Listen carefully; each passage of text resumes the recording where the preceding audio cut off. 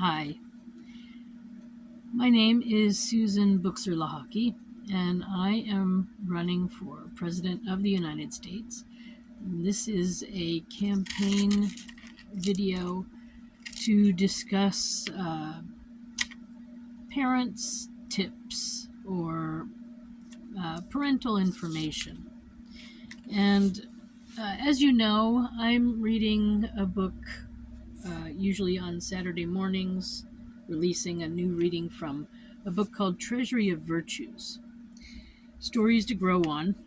And it is a really good book. It looks like this, of course, but it's backwards for you. It's a good book and has a lot of great stories in it. But there is one so far that I would not recommend. And it's actually one that you probably know and has been in our British English, children's storybook telling for a long time. But it's actually not a great story. In this rendition, the illustrations are by Susan Spellman, other illustrations are by Marty Noble, and it was adapted by Sarah Toast. Now, it says it's about courage, but when I was reading it, because I was going to release it once as one of my videos, and as I read it again, I was like, wait, this is not good. This is not a message we really want to be reading to our children. And although, it exists, and of course, you don't have to follow my instructions or my opinion, because this is my opinion, but it seems to glorify thievery, so stealing, and also revenge. And both of these are not really great morals that we want to instill in our children. So I really recommend skipping this story from the book. Don't read it. Or if you want to rearrange it and make it somehow better, I don't know. But the way it's written, it's not good. So it was originally written as a thieving story, as a stealing story, which is not good. Jack was not the smartest guy, I guess, and traded a cow for beans that were magical. And they got him to a giant where he steals all the giant's things and then kills the giant and lives happily ever after with his mother with lots of money and everything. So if that is the story you would like your children to know about, then go ahead and read it to them. But in my opinion, to teach children that stealing and killing is a good idea, I just don't think it is. And it's certainly not courage. And it's not outsmarting, and it's nothing. It should never be read to a child. It's a bad story. So then, at some point in time, they decided to make the story more palatable. And so they decided to pretend that the giant once came and stole all the things from Jack's father and also killed him. So that gave Jack then the right to go and do that back to the giant. But that's called revenge, and that's also something we don't really want to encourage. We don't want to encourage stealing, and we don't want to encourage killing, and we certainly don't want to then encourage revenge. We have a court system that's made up for that purpose, to bring people to justice. So it's not a great story, and it's definitely not about courage.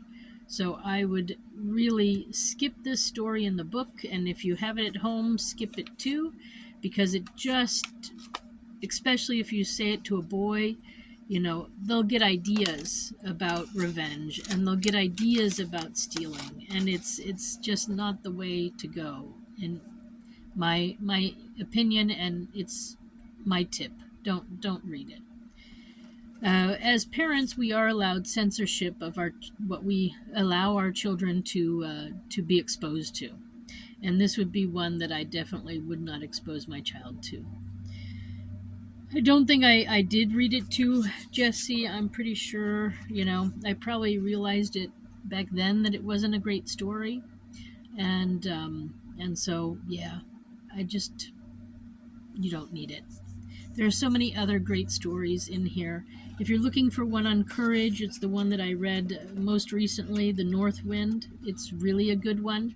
It has a similar theme to Jack and the Beanstalk, but it's not the bad guy loses in it. The good guy wins. Whereas in Jack and the Beanstalk, I'm not sure if Jack is a good guy. So one thing that I do know is that a lot of these children's book stories that we read today are based on stories that were published in different newspapers and stuff a long time ago, 200, 300, 400 years ago. And they were meant to tell a tale of oppression and how to deal with oppression. And not that Jack and the Beanstalk deals with that, but certain children's books stories that we read today were actually intended for adults and to give adults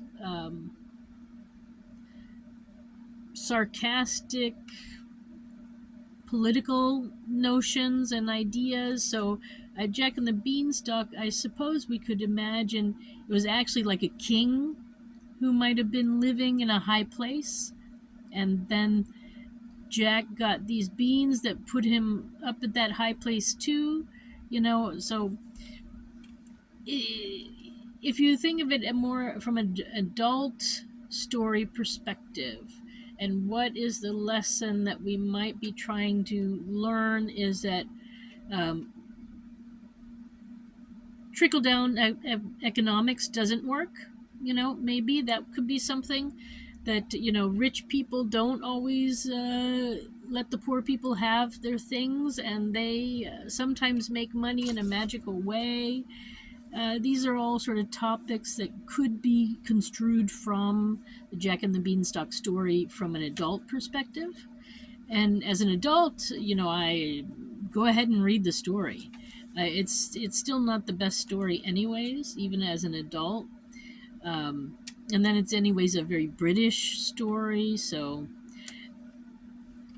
whatever. I think it should be removed from our sort of standard stories that we read to children. Or maybe it needs to be updated and changed a little bit to make it more a greedy king, and the peasants down below were having struggling times, and the king was not sharing his wealth, and then we have tyranny, then we have all sorts of things. But that's not what really is written in the story in this book, and it's not what's written in the story that other stories that are read, other versions of this story that are read to children. So yeah, so that's where parental censorship needs to come in. I think one thing we might want to think about is 18 an adult, or are some kids already at 16 adults? That's a good question, I think. But I think to capture the majority of the people, I think 18 is still the best age. But there might be some 16-year-olds that are adults already. But I don't know how to deal with the variation. Anyway, that's a whole nother topic for another day. So I just wanted to get this message out to you because it's important. Parents, we got to stick together, and we have to share our concepts and ideas and tips, and it's a good one. So thanks for stopping by. My name is Susan Buchser-Lochocki, also Susan B. Lochocki, And I am running for president of the United States, and I'll be in contact later with more details about how to vote for me then. My website, if you want to find out more, is susanforusa.com. Thank you very much for stopping by, and I wish you a nice day. Bye for now.